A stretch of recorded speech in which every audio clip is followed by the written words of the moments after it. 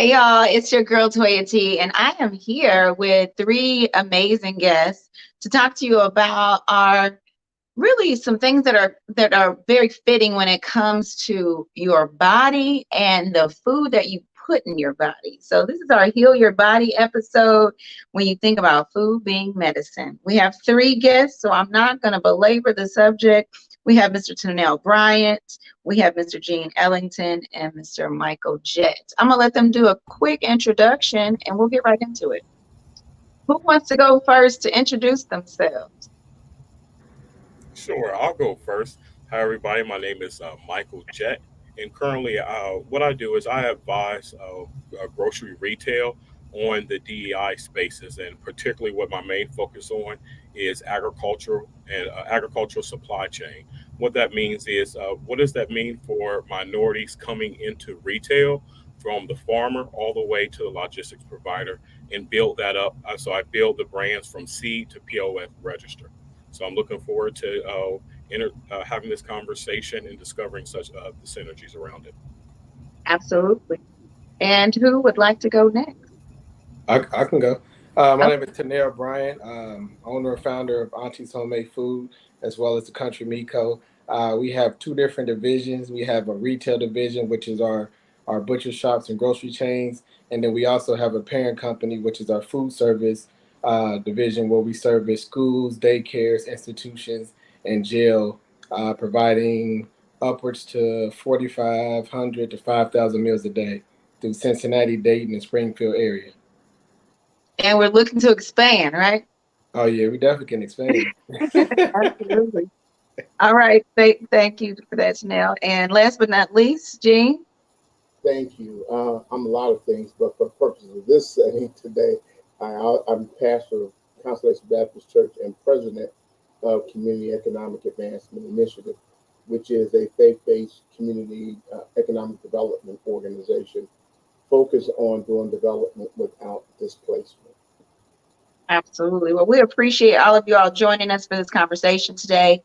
And the reason that they are here is because we have several food deserts here in the city of Cincinnati. But I will be remiss if I didn't first at least thank our sponsor, the Better Business Bureau. Make sure that you go to their website and check out their Spark Awards for local entrepreneurs in and around the Cincinnati region. So if you are an entrepreneur and you have a business that embodies culture, character, and community, make sure to go and apply for the Spark Awards. So the first question I have is around agriculture specifically and the access to it. When you think about agriculture and having access to unprocessed food, why do you think that's important? And did that play into how you got into this space? And either one of you guys can start first. Well, I'll say that first of all, I spent about 30 some odd years in healthcare as a healthcare administrator. And one of the things that we saw or we continue to see in healthcare is how people's diet affect their overall health. And when you consider the areas in which most of us operate, there are food deserts. And so the lack of healthy foods being available, readily available to people in certain geographical areas is significant. And particularly in the city as large as Cincinnati, we have food deserts all over the city. And where there is food, sometimes that food is not the healthiest food. It may be quick, it may be convenient, but certainly not healthy. And so having access to unprocessed food, food that's not heavily chemically treated, is a challenge. It definitely is in a lot of places in and around Cincinnati, and I'm sure a lot of other cities across the country. Tanel, is there anything around the health of food that got you into this industry and got you to a place where you opened up Auntie's Homemade Food and your meat company? Yes, well, that's exactly why I started Auntie's Homemade Food. Well, I started because I saw that in school food, um, it was there was just everything was just process. So my motto was to be a disturber. So I created all scratch meals for schools, and that concept took me from let's say 20 meals to, over 4,000 to today. But what made us different was the fact that we had the ability to make food from scratch. It's easy to pop open a box, but I didn't want to be like your those big box companies. I don't want to say their name, but you know who we talking about. The ones who got out, who just give you bottom feeder food. So my model was to give the kids a higher quality food, and that's how we grew the brand, because people know us as making. That's why I called it Auntie's Homemade Food, which obviously I named after my auntie. Shout out Auntie, but no, Shout out to Auntie for making sure we have for some making healthy food options in our for teaching. schools and our That's, prisons. that's right. Uh, Absolutely. we So, all have an impact. and And Toy, Michael, anything?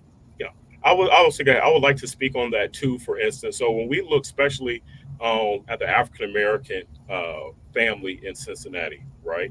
So if we go back even 50 years ago and talk about mentioning why agriculture is important, a lot of our grandparents or great grandparents, they actually migrated from the South, and they were familiar with agriculture. So even at that time, when you look at some of our suburbs and even some of the zones in the city, we had some of our own produce and we were growing that and we were canning that. And our great grandparents and our grandparents, they understood that you're supposed to grow your own food. The grocery store is supposed to be a secondary option versus a first option. And now we've kind of got away from that.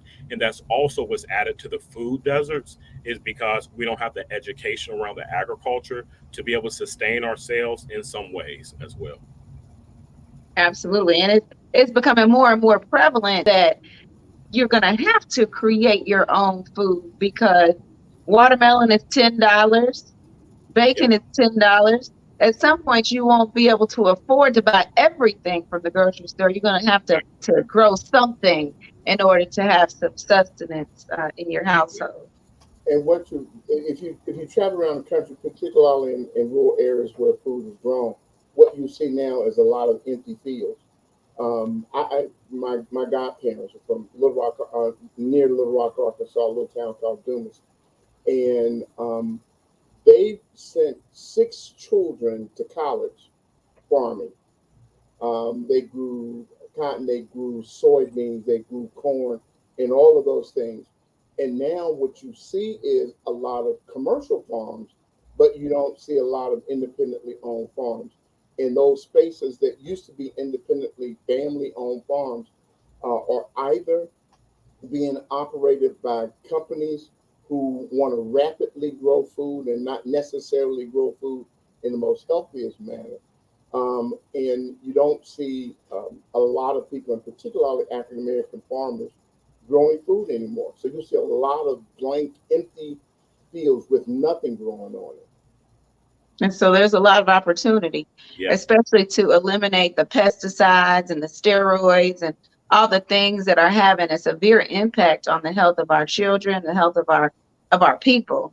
So when I think about the next question and really looking at the healing properties of food, because as you put things in your body, they can either heal you or they can hurt you, right?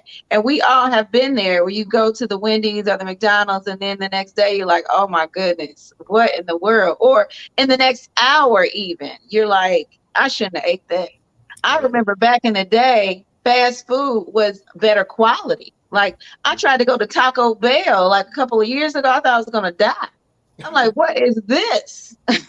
But we've grown, and they've continued to try to save money. And as a result of saving money, then there are more and more processed ingredients in the food and more things that are not good for you. So when you think about those healing properties of food, is there anything in particular for certain foods that we can give to the audience around ways to heal your body and things they can put in their body that is healthy?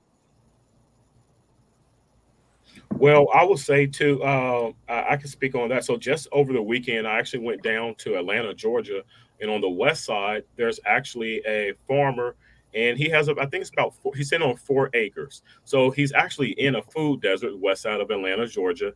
He's right in Fulton County, but he's growing items. He's growing items like mints, herbs, and elderberry. So when you think about elderberry, That was a missed opportunity within the African American culture, especially during COVID. And we actually came in about 8 months ago into market after we discovered that it was something that consumers wanted to readily buy. But elderberry has been a staple actually in the African American community for generations. And so items like that, and getting back to the average consumer understanding what's available uh, at the supermarket, there's still other options outside of that for health benefits directly to your point, Toya. Absolutely. And ginger, there are a number of things. And I know, Tennel, with you guys being down at Finley Market, did you guys experience any of that where consumers were starting to ask for a healthier option or ask for more organic meats and that kind of thing? No, I mean, because we were already doing it. I mean, Oh, one of the things that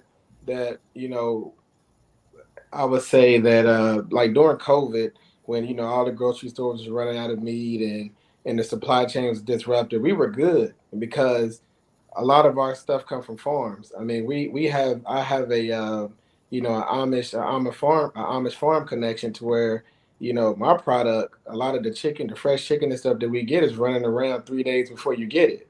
So my don't give me supply that chain. visual. Don't give me that visual, Tennel.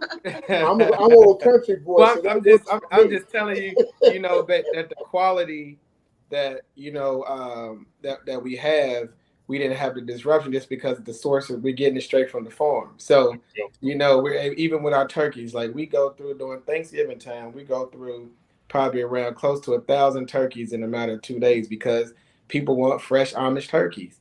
So we have to where our supply chain allows us to buy those fresh options. And And I can I will add say, one no, of the go things ahead, Gene. that's Go ahead, Gene. significant about the fact that we have a black-owned meat market that's selling healthy meat? We need to emphasize that. I don't go to Finley Market as often as I probably will after this session, but I've always walked past all those other meat markets when I found out that your meat market, Chanel, was black owned. I walked past the others to go there. And so one of the ways we help our community, not only in terms of now buying healthy meats, but supporting other black businesses. As he grows, then he's able to expand the availability of healthy foods in our community. We're Mhm. getting ready to open a grocery store and we're going to purchase our meats from Tennell. This is the first time I met Tennell. I mean, I've Right. been to the meat market, first time I met him. But I'm telling you now, we're going to buy our meats from you because we want to have healthy food being sold in our store. Fresh fruits and vegetables and healthy meat that's not toxically tainted. Right. Exactly. And Absolutely. And that's part of why we wanted to have these conversations and why Michael is working so hard to create a supply chain that is Black from the farmer to the shelf, because it really absolutely. is important that we have self sufficiency. We have a way to sustain ourselves, whether that be fresh meats, whether that be your fruits and vegetables. We need to make sure that we have a supply chain that's not going to break down when China goes awry or when things are, not working out the way that we would like to see them in Russia, in the Ukraine, in the Caribbean. There are some self-sufficiencies that we can put in place. And with that, I wanted to kind of turn it over to you, Michael, if you wanted to talk a little bit more about the supply chain and the importance of agricultural supply chain that is Black all the way. Absolutely. I want to really speak onto what Gene's statement was, uh, which outside, which traditionally in supply chain, it can be a boys' club. And when I say boys' club, you can definitely synergize exactly what I mean by that. So the access is extremely limited. And it's limited for multiple reasons. It's not always exactly race defined. So if you talk to the average non minority farmer in Alabama or in Georgia, that that doesn't have a contract with a Cisco or a Dole or even like a Taylor Farms, right? They're going to have a hard time being able to come to supply chain in general. Then you look at someone like Mr. Bryant, who is there at a farmer's market and is thriving. And I can say is thriving because during COVID, when a lot of the grocery stores didn't have smoked meats, even directly, I was able to literally go there, and I always knew that if push come to shove, not saying he's a second option. I happen to live above a grocery store, but I would still walk to his when it came time for me to be able to make my greens, or even to be able to buy my turkeys. I actually get my turkey from him because it's a guaranteed supply chain. And the reason he spoke on why it's guaranteed, he has domestic sourcing. A lot of times it can be a national or a global brand meat provider. That doesn't mean that just because you hear that they have farms in America, don't necessarily believe that all the meat is coming from America all the time. Understanding your supply chain is to understand your body, and understanding supply chain is to understand your gut. Gut health controls the body. So when you know where you're getting that from, for instance, he knows guaranteed that his rate of deductions for what's coming into his facility when he opens that case of meats from that Amish farmer, he knows that his margins of shrink of bad product might be zero sometimes because he has a strong supply chain partnership. So having a strong supply chain partnership, the same thing that Gene is doing right here, but he's gonna have a grocery store now. He wants to locally source. You can local regionally source, but these conversations are very vital to have, with someone. A lot of times we're not in competition. Just because he's down at Finley Market and you have someone else opening up a grocery store, that is not your enemy. That is your friend. Look at grocery retail in whole. Take your Kroger's, Walmart's, Whole Foods. When it comes down to sourcing, a lot of times you will find that they're picking the farmer that actually has distribution at one of the other retailers because of cost. And a lot of times in our community, we complain about the cost of the product from the minority supplier. Well, that's because they need to be able to scale. You can only scale if you have that distribution. So that is what both Gene and Mr. Bryan are doing here today. They're actually making sure that that scaled cost is going to be lower. And you know what we also Back off of what he said as well is, from a cost standpoint, a lot of the corner stores and places in the hood that sell meat, they're selling ungraded meat, so they can sell you a ribeye for $2.99 a pound because it's ungraded. Like you can, like he said, from China, Mexico, a lot of that meat is from it comes from Mexico. You can And get I'm going to tell you a horror story. When I worked in recruiting, I had an accountant. She quit her job. She worked in China. And the reason she quit was because the company was bleaching the chicken. Because when it expired, they would bleach it, and she couldn't stand behind a company like that. So you don't ever know where it's going once it's coming across the country because their standards are very different there than they are here. right. yeah, Was and there something you wanted to add, Gene? Well, Michael made an interesting point.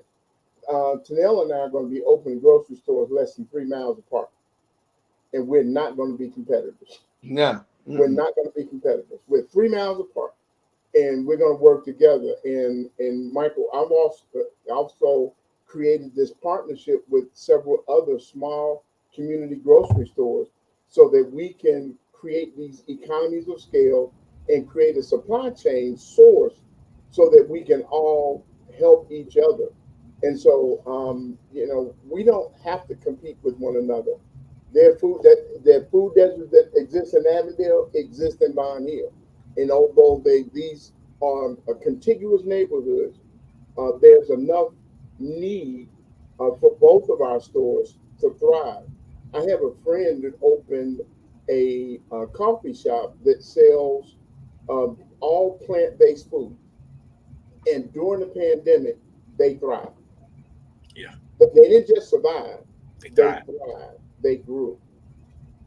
Right. Because people are starting to pay attention to some of the things that we overlooked, right? I know that after I had COVID in December of last year, And after I had COVID, I literally get a headache at least twice a week. And the reason that the doctor is saying that it's just a remnant of COVID and I need to take Excedrin. They say, don't take Advil, don't take any ibuprofen because it'll make it worse. So I stick to my Excedrin.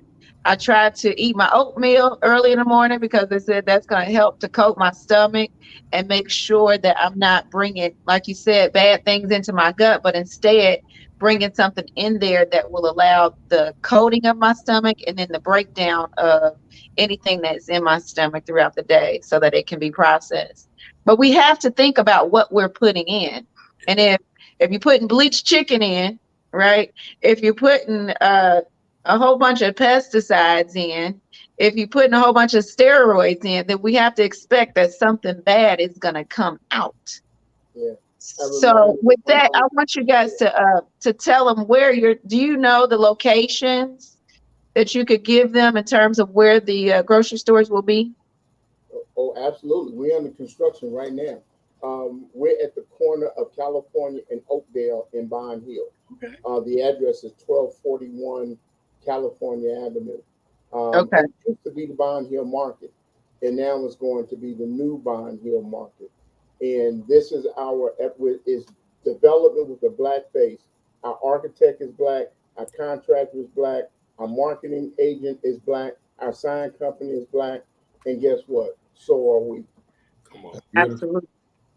And we appreciate the extra effort that it takes, right? You know, I just flipped a house and I wanted to paint the White House black, but my contractors had other plans, you know what I mean? So I know that it takes a while and it takes patience to deal with our own. But the payoff really is phenomenal if we can work with the right group of people.